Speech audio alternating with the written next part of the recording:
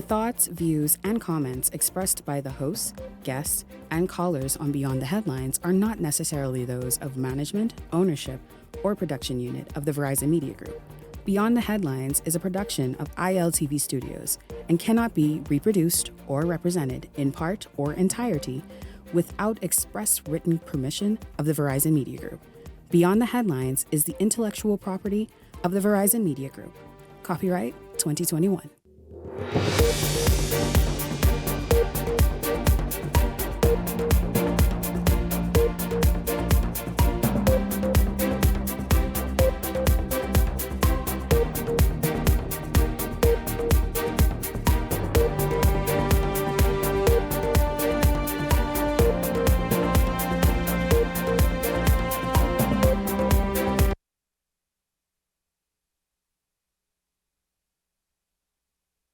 Was wearing his uniform was instead caught going into the cash register of a bar in Acklands, taking $250. Tonight, he is fired for stealing $250. We have the latest for you. Also tonight, Sarkis's Marillion says the players at CCA are bad actors and criticizes their filing bankruptcy in a New York courtroom. And Prime Minister Davis telling the PLP to stop the drama. This as the 2026 campaign. The season is set to officially get underway January 2025. Just how bad is the infighting in the PLP? Well, we take a look. This is Beyond the Headlines. Good evening. I'm Shanique Miller. It's great to have you along this evening. The Royal Bahamas Police Force suffers yet another black eye over the weekend. A police constable has been fired from the force after he was caught allegedly stealing from a business while on duty in Acklands. Eyewitness News got hold of a letter stamped by outgoing Police Commissioner Clayton Fernandez today's date. The letter identified the officer as Police Constable 4280 Jacob Benaby, who was attached to the Acklands and Crooked Island Division. Here's Jose Etienne with the story, and then we'll come back and discuss. Another police officer has allegedly been caught on the wrong side of the law after a viral video surfaced on Sunday purporting to show a police constable stealing from a business in Acklands. Eyewitness News spoke with an Acklands resident who identified the business establishment as Leakey's Bar and Restaurant. In the video, the officer can be seen looking around intently before allegedly committing the crime, an incident that could result in disciplinary actions. Police officials have sent complaints and corruption officers down to the island, and I think they've initiated definitely disciplinary processes against the officer, and then they would have to also take statements from any complainants to see if a criminal charge can be brought. But that would require complainants to come forward. This incident is the latest in a series of allegations against police officers that have put the law enforcement agency under scrutiny. Recently, 2 chief superintendents have been accused of corruption, and other police officers have faced allegations of sexual misconduct. National Security Minister Wayne Munro describing these incidents as troubling, but attributed them to the police force being a microcosm of society, reflecting its broader issues. We recruit from the society, and some people just aren't straight. Now, as we say, we always look at our recruitment methods to see if they can be fine-tuned to weed out even more persons. But clearly, individuals deciding to do something wrong is an individual decision, and it's always how the institution reacts to it. Eyewitness News attempted to reach the owner of Leakey's Bar and Restaurant for comment, but those efforts were unsuccessful up to news time. Jose Etienne, Eyewitness News. I tell you, it's stunning. It really is stunning to see that officer. What was going through his mind? I mean, truly, it begs the question, where are these people coming from? We know we've discussed widely the fact that they come from right among us. These are the people who offer themselves to serve in this way on the Royal Bahamas Police Force. But where is the force going when a police officer, I mean, as dumb as a knife, Just stupid. How you could go and try steal and not even see the camera above the cash register, if only. I mean, where's the intelligence? We're going to jump into this discussion this evening. Welcome to Beyond the Headlines, our contributors, and of course, it's good to have Branville McCartney here, former cabinet minister, and I'd like to say the legal mind around the table, but it's good to have you here, former politician as well, and of course, Ellington Ferguson. Gentlemen, good evening to both of you. Good evening. Good evening, Shanique. Good evening, Bahamas. It's a pleasure to be here once again. Gentlemen, how dull must this officer have been, or desperate, to put everything on the line for I saw initially 250. Of course, we will hear what the amount actually was, but yesterday, as this video went viral, that was the amount attached. But I don't care if it was $2,000. I don't care if it was $2,050 for a police officer to not be as aware. I mean, I don't know where he was policing on Acklands if he don't know a security camera catching his every movement. For him to just go there and take advantage of the bar, the cash register, and steal that money and walk out. Your thoughts? I think this is unfortunate, and you quite rightfully stated that, you know, these officers comes from right among us, from our community. These are our brothers, these are our sons and our daughters. It's challenging. It's just been too much, too often. This year, I don't know what has happened. I don't know what it is about 2024, but it's been crazy as it relates to police and the police force this year. This is very, very unfortunate. The first thing, when a crime is committed, a police comes on the scene and they try to look around and see wherever there is a camera. That's police work. That's initial police work. So to see a police officer not even recognizing or understanding that there's cameras around, and just to go, that's such petty theft. Such petty theft is unfortunate.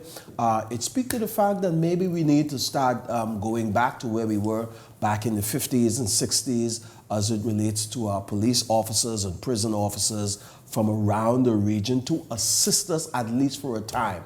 I think there's a serious problem here in the Bahamas. There's a character issue, there's integrity issue here in the Bahamas. Say what you want, that we do have that issue, and it's widespread, unfortunately. And so maybe if we have to go back to that, we've had officers from Barbados and Trinidad, and they have been exemplary citizens of the Bahamas over the years that have served this country well, both in the Royal Bahamas Police Force and also in the prison system. And so maybe time has come that we need to look around the region and bring in some faces that are not so familiar, some people that are probably going to serve us a little better, along with working with men and women here. Is that the answer, Brian, to bring in foreigners perhaps, if only for a season? Yes, we should have done it a long time ago. But what our problem is here, it's not just the fact that there's a police officer who is stealing. It's a society problem that we have. The police officer is a Bahamian. He lives here. But we have persons doing that every day. Every day. Every day. Whether it's a police officer or otherwise, we have that every day. And the problem we have is we don't have any discipline in this country. If we have discipline in this country, you think a police officer would even think about doing something like that? You think about Tom, Dick, or Harry on the side of the street would think about doing something like that? You go to places like Singapore, Dubai. Jesus, you cannot chew a gum because of litter. And a country with less than 400,000 people, including the illegals, be doing a bunch of fool every day, every day. Why?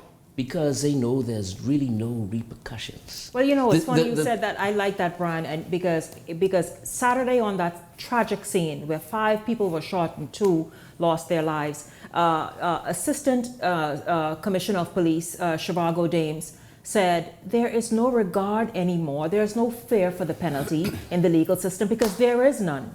What role does that play, Brian, who you are a member too of the judiciary, and the fact that there is no respect for the judiciary?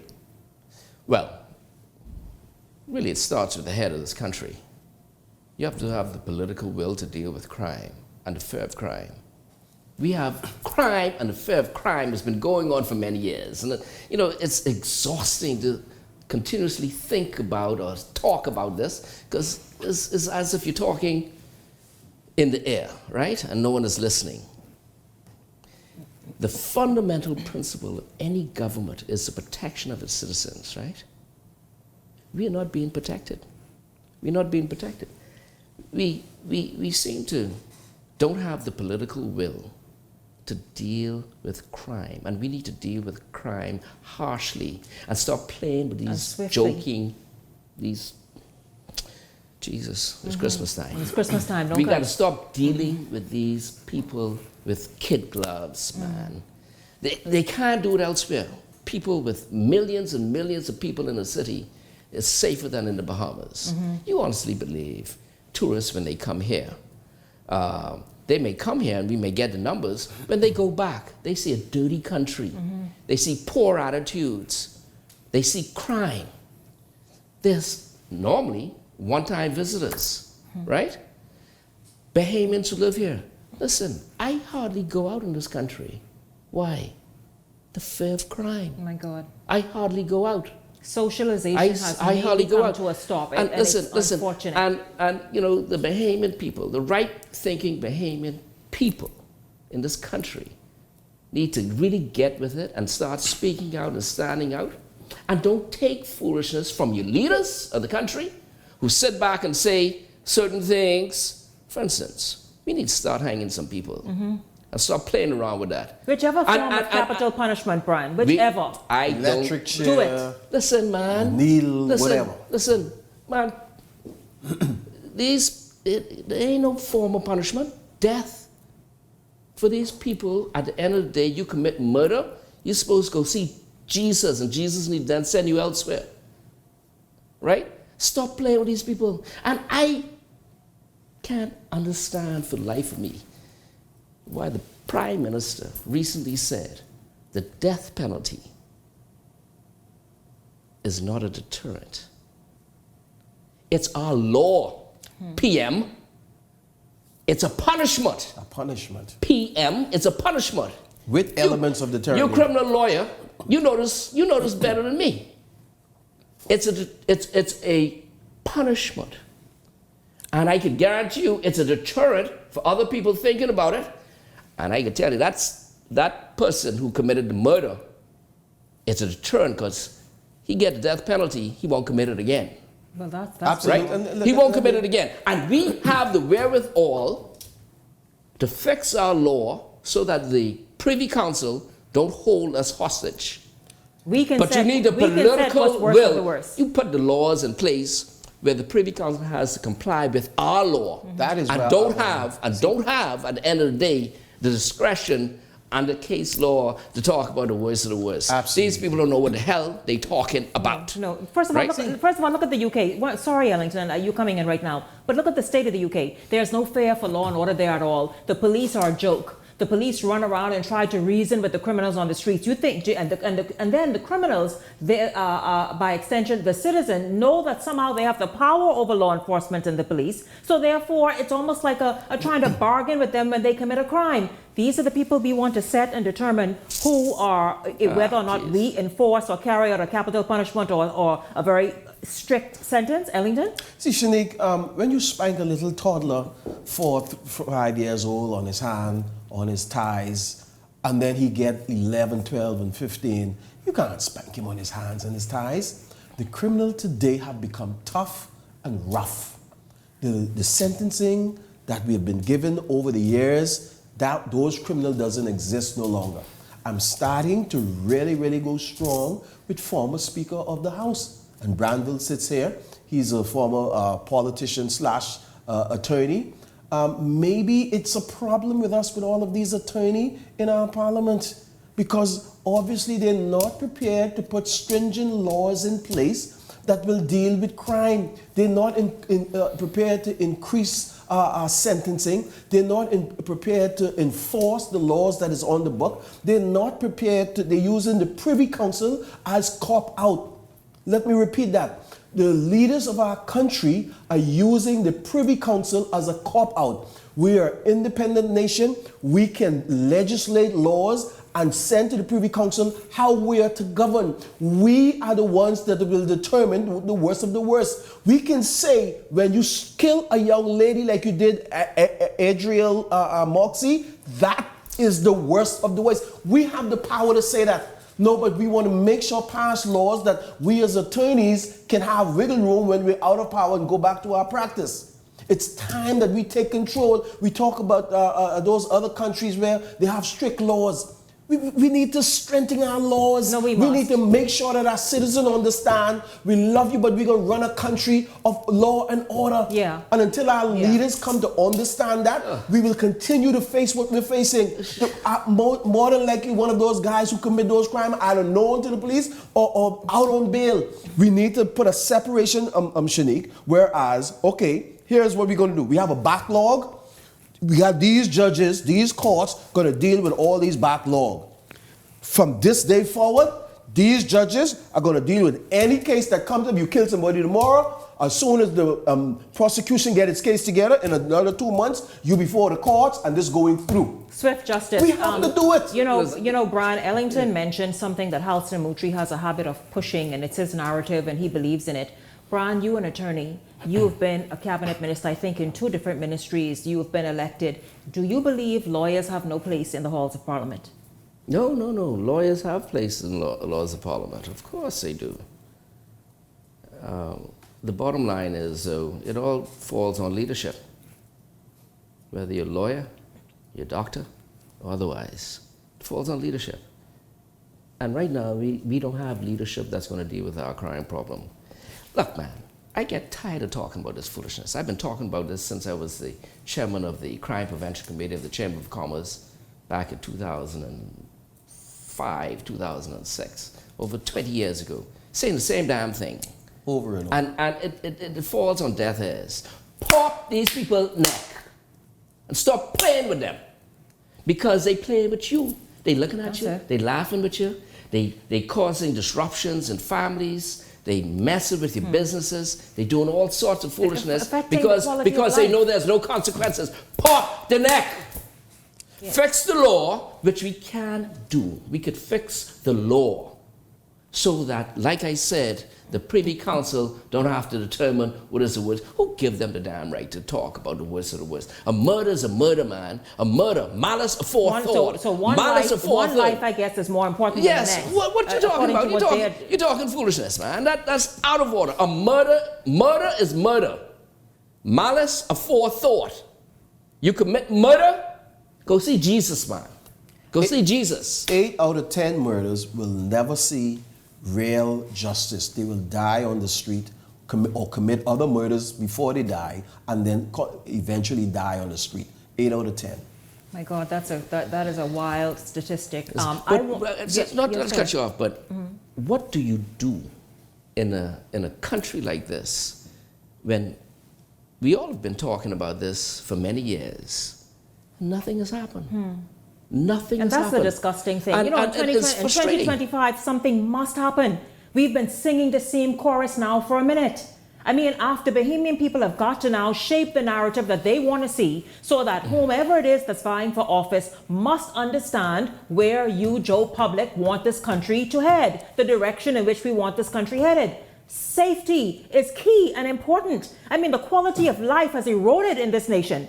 Not even just here in New Providence. Look at some of the family islands. It's also included. Fearful just to walk around and go and socialize in those areas, go out to dinner, hang out someplace with friends. It's a daunting task. It's Shanique and Brandville mentioned about the Prime Minister talking about the death penalty is not a deterrent. Let me explain that to you. Fool. The death penalty, number one, was meant as a punishment to start with. Number two, while it is a punishment, it is also, to some degree, a deterrent. Check the murder statistics in our country.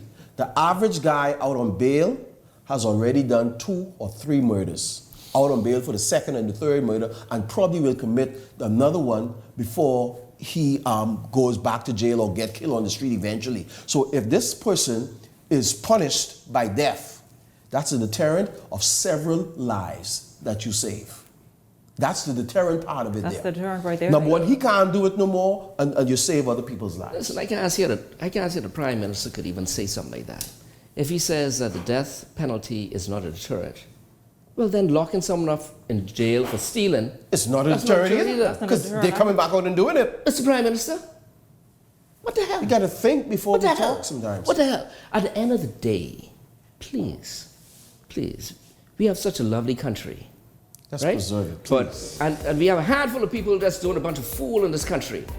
We need, and I've said it over repeatedly, start with the small stuff, sweat the small stuff. We got a bunch of nasty people in this country, littering, dumping all sorts of places. We have people breaking the traffic laws. Deal with them severely, and they'll understand. Deal with the small stuff and continue to move up to the big stuff. I agree. Start with those low-hanging fruit. Absolutely. And don't play around with, because that is the only way you will clean up these streets, these neighborhoods and communities, and make life great again. Our society make life great again. I know you all heard that recently. Yes, Donald Trump. But we need that slogan right here. Make the Bahamas great again by implementing and enforcing laws that are already there. Absolutely. Sharp treatment law. Absolutely. Yes. And make these penalties stiff. Not just a small penalty. Make them. You litter? About $1,000 for littering. That Kentucky box. It may have cost you $40 to buy it. You throw it on the ground. $1,000. $1,000. And community service. Go clean it up. Yeah. You know. And put your name in. Clean up the whole area. You know. Name you and tame you. That's it.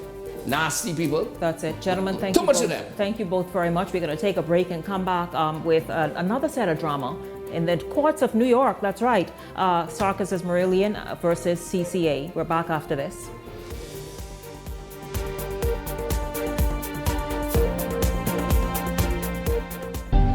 Cancer Treatment Centers of America is now City of Hope, creating one of the leading cancer care and research networks from coast to coast, providing more of what you need.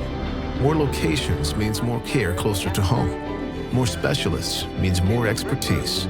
More research means more breakthroughs. More advancements means more treatment options. And more options means more hope. Call now to get more of the care you need. For carpets, bed sheets, and bath mats, there's a place I know. For shower curtains, comforters, and window curtains, only one place to go. Fixing your home or automotive, that's no fuss. We put a smile on your face, come and shop with us. For all you need and more, shop at AID for Christmas.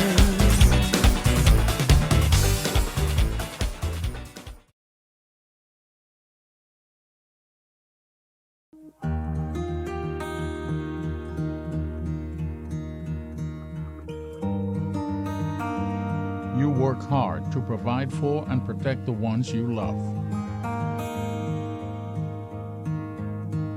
However, life can present unexpected challenges. Who you call in times of need matters. Insurance Management is a Bahamian-owned company that has been serving our community for over 40 years, offering a wide range of coverage for all of your personal, professional, and commercial needs.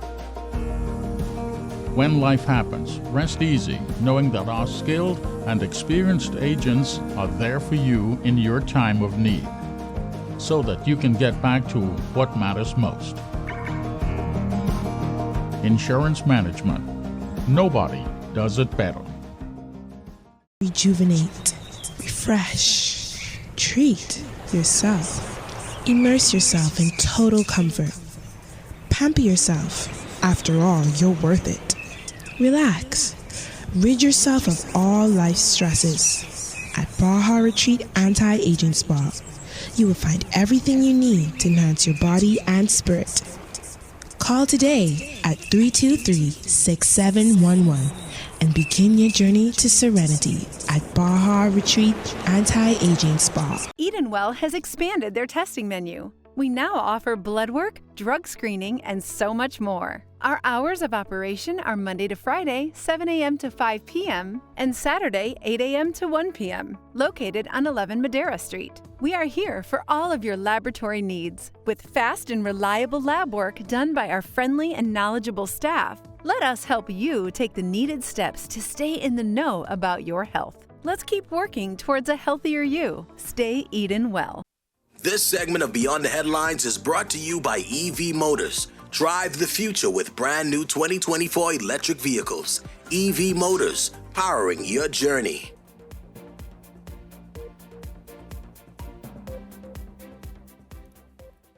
Welcome back to Beyond the Headlines. Well, another twist in the legal drama involving Sarkis Ismailian and China Construction America, CCA. The major development is that CCA has filed for Chapter 11 bankruptcy in a New Jersey court, potentially affecting the ongoing Baha Mar resort project.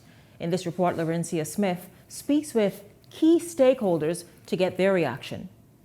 Government has no immediate concern regarding China Construction America recent announcement of filing for Chapter 11 bankruptcy. This much coming from the communications officer within the Office of the Prime Minister, Latre Raming. On Sunday, CCA issued a statement confirming the company had filed for bankruptcy in U.S. Bankruptcy Court for the District of New Jersey. The filing is aimed at protecting the company's interests and pursue an appeal of a New York Supreme Court ruling in the ongoing Baha Mar resort dispute, which the company assert was erroneous. Raming was pressed if whether they were blindsided about the notice. The government was advised prior to the public announcement of the Chapter 11 bankruptcy. The chairman of CCA stated that the Chapter 11 filing was ultimately necessary due to a paralyzing $1.6 billion judgment issued against CCA and its affiliates. The judgment handed down by the New York Supreme Court was in favor of the Ismaili family. CCA, the contractor for the Baha Mar resort, also owns the British Colonial Hilton and the Margaritaville Beach Resort. Both properties were placed up for collateral. In contact with the principal owners of the properties in the Bahamas, in line with the statement that they released yesterday afternoon, the properties in the Bahamas will not be impacted by this legal dispute. The government maintains the view that when it comes to Bahamian interests and the interests of employees, and the overall economic interests of the Bahamas, so they're going to continue to work along with their partners. It was just last week a New York Supreme Court denied CCA's submission to stay a $1.6 billion judgment awarded to Ismaili, the original developer of Baha Mar, and vacate its immediate stay granted in November. This ruling cleared the way for the immediate enforcement of the judgment, which holds CCA liable for fraud and breaches of contracts that led to the 2015 bankruptcy of the resort. CEO of Fidelity Bank, Gawan Bo, explains what is Chapter 11 bankruptcy. Protection from creditors whilst you reorganize. So it is not an uncommon mechanism used by entities that have significant liabilities that say, well, we have the ability to, if you will, emerge from this if we are given protections for a period of time. And that goes through a process that says creditors can't enforce certain things for periods of time. And all it's really saying is, okay, you have to put forward a reorganization plan, etc. And as the dispute continues to play out, Bo also notes that it is important that no matter what happens, everything should be done in the best interests of Bahamians. Attentive, but it equally behooves us not to assume that we have any judgment rights in this particular scenario, and persons will necessarily pick sides. I think that's unwise for us as a country. I think it's unwise for any persons of significant stature in the country to suggest that they are one side of the fence or the other, because ultimately we should only be on the side of the Bahamian economy and the wider Commonwealth of the Bahamas. We're walking along Marlborough Street here in the downtown area, which is the home of both the British Colonial Hilton and the Margaritaville Resort. Now, both properties were put up for collateral by CCA, and many are questioning the faith of these properties as they employ a number of Bahamians. But this is something that we will closely have to watch as this legal battle plays out. Laurencia Smith, Eyewitness News. Gentlemen, you heard that in that report by Laurencia, and Sarkis earlier this evening, sometime after 7, sent out a statement saying these are bad actors.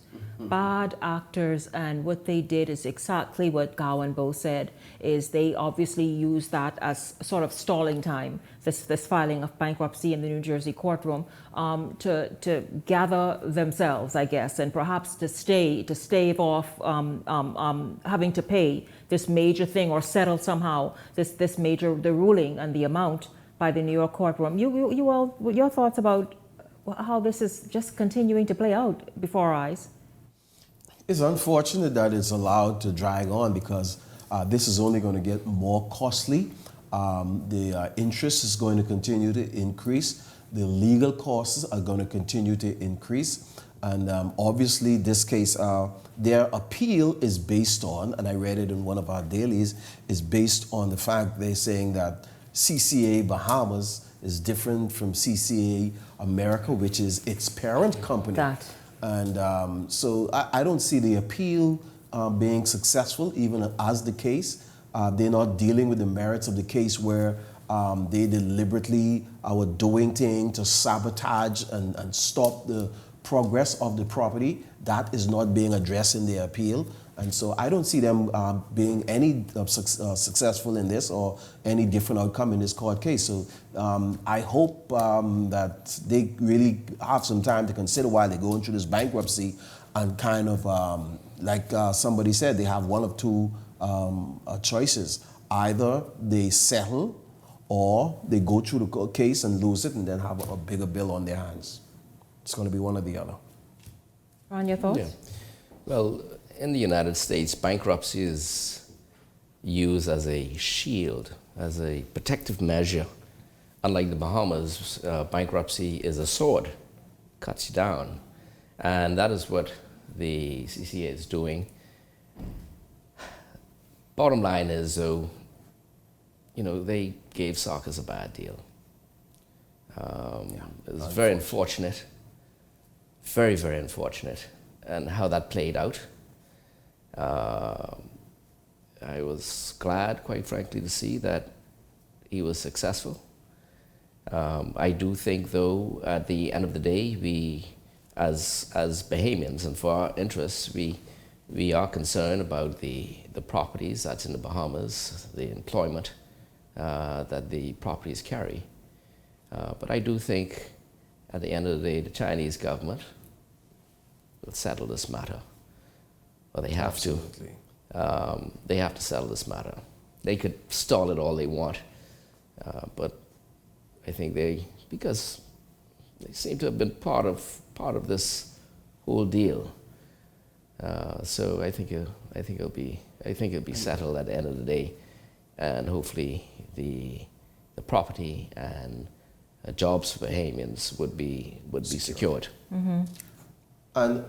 And Shanique, in the admonition of Mr. Gow and Bo, I will applaud the government to try to be as neutral with this whole thing as possible. Let the chips fall where they may. I think the government really should not speak to this at this point. Mm-hmm. We don't know where this is going to end. How far is it going to go? I think we should just let it play out in the courts. And then whatever the outcome is, we do what we have to do, again, in the best interest of Bahamian people. Hopefully that whatever happens, if they should not be successful in their appeal, there should be a transition, hopefully be a smooth transition from one owner to the next, that the jobs of the Bahamian people is not interrupted in any way. But I think that advice from Gow and Bo, that the Bahamian government should be neutral on this whole thing and not favor one side over the other. Yeah, the Bahamian government keep mouth shut. Because I think if you go back, in this case, this particular administration was involved in the transaction that led to the suit. Keep quiet. Silence is golden in these circumstances. Absolutely. Yeah. Yeah, well, again, we will watch out now what this new thing is. And as Marillion spoke out this evening, he's not buying it. And so we'll see what his next play is on this chessboard. I hate to trivialize it that way, but we certainly will obviously continue to follow it. Well, gentlemen, the issue of homelessness, mental health, and vagrancy have been top of mind recently. Ever since 12-year-old Adrielle Moxie was sexually assaulted and subsequently killed by a suspect who has since been described as mentally challenged, Bahamians are paying more attention to mental health and homelessness and the issues related. Take a look at those photos. They're on the screen right now. Those photos are taken outside Wilmarth Pharmacy, where we'll discuss those in a minute. But you see people are actually asleep, and you all know it's been a little chilly. In fact, we have a little front or something happening right now. But this is where many people find themselves, more and more people outside, sleeping outside shops and other public spaces. And so how do we address this issue moving forward, or even get a hand on it, especially as we try to determine who among the bunch might be a threat to society? I mean, it's just so much, whether they be on drugs, whether they be mentally challenged, whatever the issues are, we've got to have a hand on knowing who these people are and not just dismiss them as people who decided they're just going to check out a mainstream society. And so, Brian, I'd like to speak with you initially about what you have witnessed happening outside your business. Well, not only outside my business, but throughout this country, I've seen an increase in homelessness beyond measure. And, that says something for us as a country and as a people. Persons who are homeless, I think there are two types. There are persons who want to be homeless, who are mentally ill, and they want to live on the streets, and they can't do nothing about them. Yeah. So the government got to deal with them. Absolutely. Right? Don't play with them. They're crazy. Get them off the street. Those other persons are homeless because they have no other choice. You see that now? That photo you sent by Will Max? Mm-hmm. That's a crazy person there. As a matter of fact, that's two people. And she's on drugs. She is a nuisance to that business. She's a nuisance. And I got a call a couple nights ago from my security company because they must have been tampering with the windows and stuff of the pharmacy. And they were smoking and stuff like that. So the fire alarm went off, burglar alarm went off. Security company called me. I told the security persons, call the police. I went to my cameras, I looked, and I saw two persons right there. And I know this person. I've spoken to her many times. And I've asked them to leave the premises. You could see she's not well mentally. She's crazy. That night, I was watching the cameras, and I called the security company back. I said, listen, the police are not there. Did you call the police? These people are in front of the building. They really destroying the property. You go there every morning. It's just ransacked, right? They said they called the police. I said I was watching the cameras for 45 minutes. I don't see the police. I tried to call the police. Quaco Street Police Station. You didn't answer that. You didn't answer your phone. Brian, we mean they didn't answer your phone, man. You didn't answer your phone. I called over and over again. Quaco Street Police Station. How disappointing. How disappointing. So what time was this, Brian? 3 a.m. in the morning. Well, see, they probably were asleep. Well, I don't know what the hell they were doing, but they are there to serve and protect. And they didn't answer the phone. Now, that could have been, this is a situation, thank God it wasn't a serious situation, but it could have been a situation, life or death. Yeah. And I called Quaco Street Police Station. Now, whoever the commissioner of police is now, you need to take that in hand.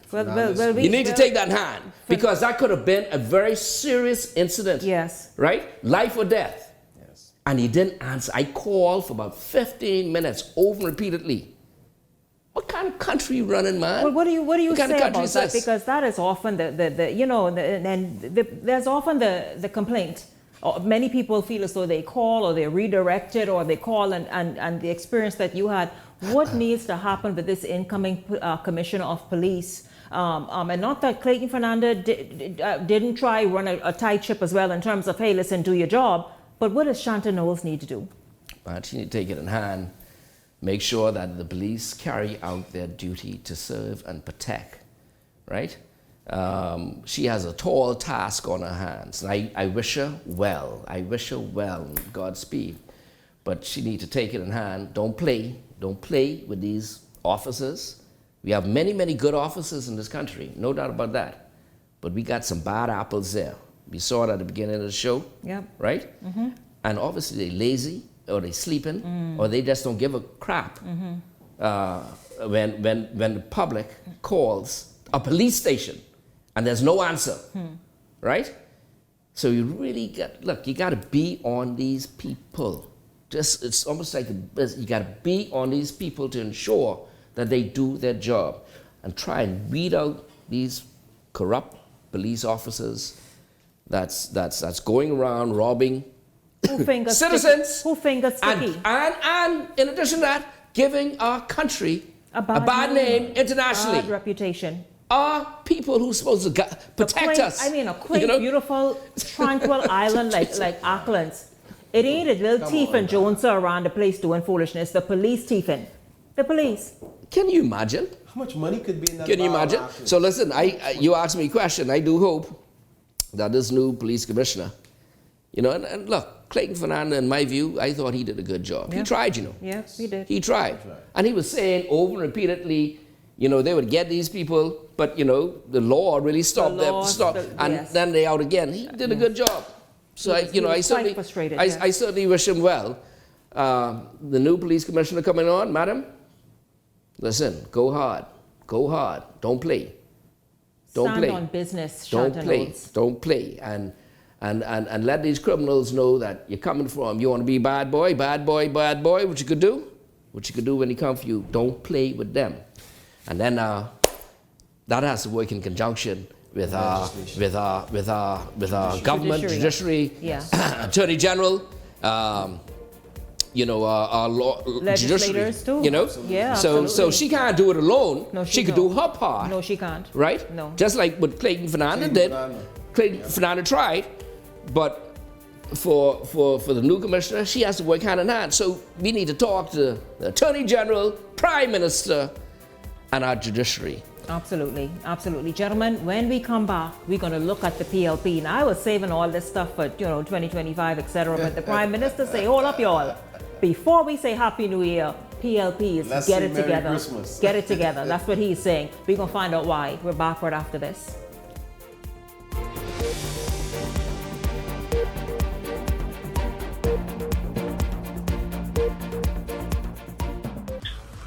What? You don't know what TDC is? Tourism Development Corporation? You mean the Ministry of Tourism? No, that ain't the same thing, buddy. The Tourism Development Corporation helps to develop and grow behemoth businesses in the tourism industry. You hear what they say, buddy? Oh, yeah. Develop and grow. You don't know what all the things saying do? What does do? Hey, check the website, boy. Start your journey to ownership of our #1 industry today. Log on to tdcbahamas.com.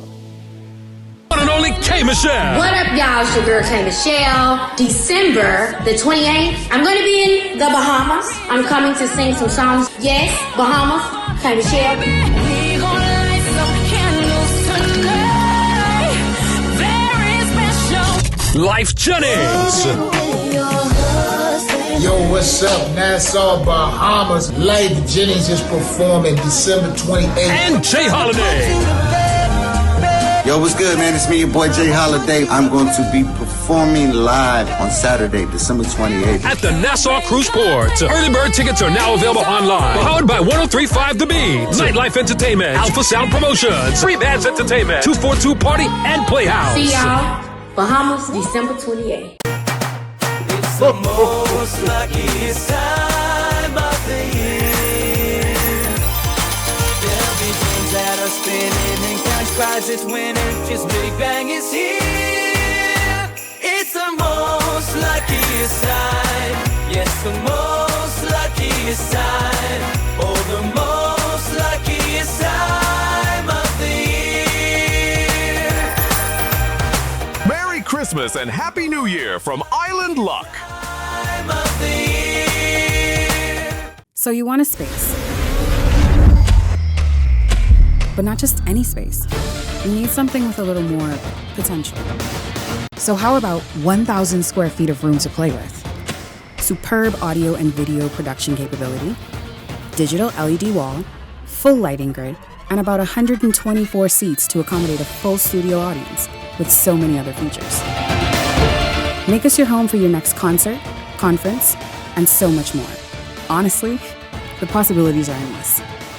Here at ILTV Studios, we'd love to bring your next event to life. So what do you say? Do you want our space?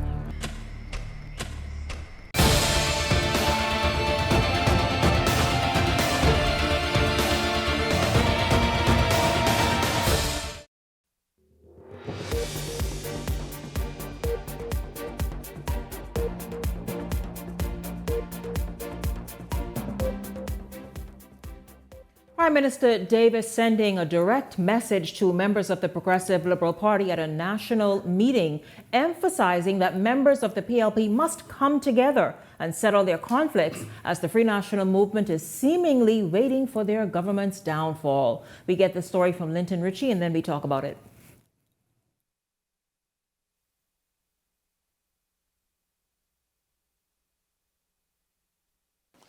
The FNM is not standing by. Anybody who has eyes to see will know that the wheels are falling off this administration every single day. With the election season upon us, the nation's chief is calling for unity within the Progressive Liberal Party, emphasizing that now is not the time for in-house quarreling. A local daily reported that during a PLP national general meeting, Prime Minister Davis told members of the Progressive Liberal Party, open quote, they're organizing, they're strategizing, and they're waiting for any cracks in our foundation to exploit, close quote. But is that so? Eyewitness News sat down with chairman of the Free National Movement, Dr. Dwayne Sands, who says in his view, government is not unified. You have this one against that one, the next one against the next one. It is an absolute circus. Davis reportedly encouraged his members to remember they are family, saying, open quote, how can we take on the FNM? How can we stand strong in the face of their attacks if we're busy fighting ourselves? Close quote. He ordered the party's members to remain tight-knit. Let's leave this room, not just as members of the PLP, but as a united family ready to face the challenges ahead. To that, San says the nation's chief is aware these final years will be an uphill battle for the Davis-Cooper administration. It's going to be a very challenging 2 years or however long that they decide before they ring the bell. But why does Sands believe the road to Election Day could be a tough one? You just pick an area, whether it's the economy, which is in free fall, whether you talk about healthcare, which is a disaster. When you look at the challenges with crime and the fact that they have yet to come up with a cogent, reasonable approach to crime. And while on the discussion of elections, Prime Minister Davis hinted that the next one could be on the horizon. Next year, it's not just another year. No. It is a defining moment for our party and for our nation. And after the nation's leaders' address, Eyewitness News posed this question to the opposition. I must ask, do you believe that the Free National Movement is ready for an early election? Let them ring the bell and find out. As they say, fool around and find out. Well, there you have it. Linton speaking with FNM Chairman Dr. Dwayne Sands on the PLPs, what he feels as though their wheels are falling off. But gentlemen, let's just look at this. Let's look, first of all, at what the Prime Minister said in this meeting last week, that, listen, y'all get it, the little skirmishes in the PLP. I'll tell you this, though, they ain't as sloppy as the FNM. So you don't know about the skirmishes unless you really know. However, though, the PLP has been a bit sloppy. And so therefore you can see things that they're not agreeing with, etc. Just a few things out there, but let's just look at some of the things Dr. Sands says that you bet right. Basically, the FNM is waiting because the FNM sees the PLP as sort of losing control of its ship. Thoughts? It's unfortunate that the FNM take that position. They should really be speaking to their readiness and not waiting on the default position of the PLP not doing well. That said, let me go to what the Prime Minister is saying. I think the Prime Minister needs to speak more directly to this issue that has this infighting going on. It's no secret that there's an infighting over deputy leadership. I think he spoke. An infighting over what? For deputy leadership. Of which party?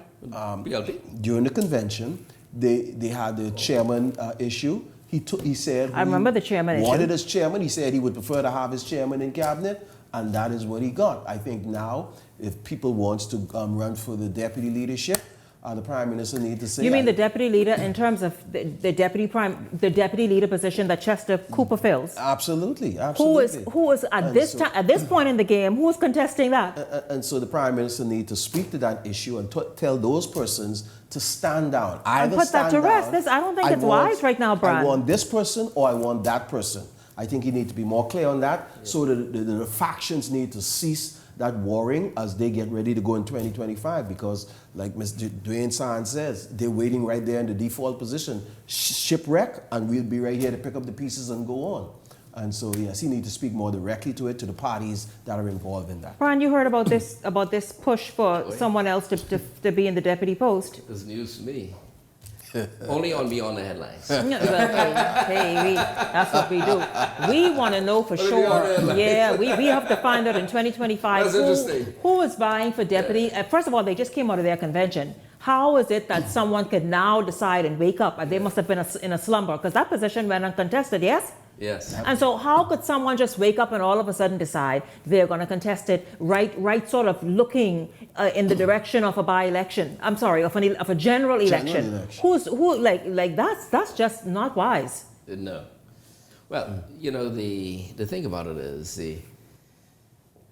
the prime minister is doing what he needs to do as a leader of the party, trying to get the party to come together. And as you said earlier, the PLP, they're much better than the FNM in keeping their dirty laundry in-house. So for the prime minister to come out there and start talking about disruption in the party, there got to be something rough, you know. For the FNM's part, the FNM, I think, you know, I mean, the PLP ain't their business. Their business is what they could do to ensure that try to ensure that they become the government of the Bahamas, right? And what they're going to do, how they're going to make life better for the Bahamian people, how they can deal with this crime situation, cost of living, how they can break down cost of living, we have to get to that. How they're going to deal with that. Don't get into the PLP's business. Let them deal with their own. The FNM got their own problems, right? They got their own problems. Tell the people what you could do if you become the government of the country, how you can make life better for the people. That's what the people want to hear. And the people want to not only hear it, but they want to believe that you'll be able to do it at the end of the day. Absolutely. In addition, though, I see the Prime Minister taking time out to talk about the issues in this party. That's good, all fine and dandy. More importantly, though, the issues of this country. The issues of this country. Like we talk about that crime, cost of living, immigration, homelessness, healthcare, education, mental health, homelessness, and the list goes on and on. We need to be concentrating on making sure these things are dealt with, right, at the end of the day. Otherwise, look, you can talk about the infighting all you want. These things are not rectified. Well, I guess someone else will have to come in and fix it. You know, someone else will come in and fix it. No, the PLP has a lot on its hands, on its plate. Yeah, they have a lot on their plate. They made a lot of promises at the beginning, but that's the PLP's MO. You know, they promise. You remember no electricity bill? You remember that? Well, I think we all had electricity bills, right? Make a lot of promises. And unfortunately, I don't think we are better off today than we were when the PLP came in. That's the way it is. That's reality. Cost of living, doing cost of business in this country, it's ridiculous. Ridiculous. It's hurting everybody in their pockets. Absolutely. Everybody in their pockets. It's hard to make ends meet in this country. There's only a handful of people in this country who's really making it, you know? Only a handful of people. And those people are very tight with the PLP. Otherwise, if you're not, dog eat your lunch. Small and Dog eat your lunch. If you ain't tight with the PLP, they ain't even looking at you. They ain't even calling you back. They push you on the side. You need to realize this, whether you're PLP, F&M, or whatever, whenever you become the government, you become the government for the country. Whether you're PLP, F&M, otherwise, or you vote, you become the government for the country. And you ought to ensure that everyone has an equal footing. Absolutely. As opposed to just your supporters and your generals. And equal access, absolutely, yeah. Absolutely. Yeah. But that's the PLP's MO, man. They've been like that. The F&M is any different? I mean, who benefits? You know, this is everybody's MO, eh? Well, unfortunately, to some extent. We need to change. The PLP, they're really good at that, though. They little better. They little better. And the PLPs tell you, man, we take care of our own. It shouldn't be like that. Whether you're PLP or F&M, you take care of the country. Overall, we need to change the way we do things in this country. We need to understand the importance of small and medium-sized businesses which are struggling to keep their doors open. And we need to govern, as you mentioned, for everybody. We need to govern for the betterment and the development of the entire Bahamas. Every Bahamian, every island that makes up the Commonwealth of the Bahamas. Absolutely. Gentlemen, it's been an incredible 1 hour of total hot topics, opinions, fast and furious, and certainly, of course, just really discussing the issues that we are going to be looking at even more directly in 2025 and obviously beyond that as we head into the general election. I thank you both very, very much. Ellington Ferguson, Branville McCartney, thank you very much. And I want to thank all of you for tuning in this evening. It certainly was a pleasure having you join us. We look forward to seeing you right back here tomorrow evening. For the entire Beyond the Headlines team, I'm Shanique Miller. Make it a great evening, everyone.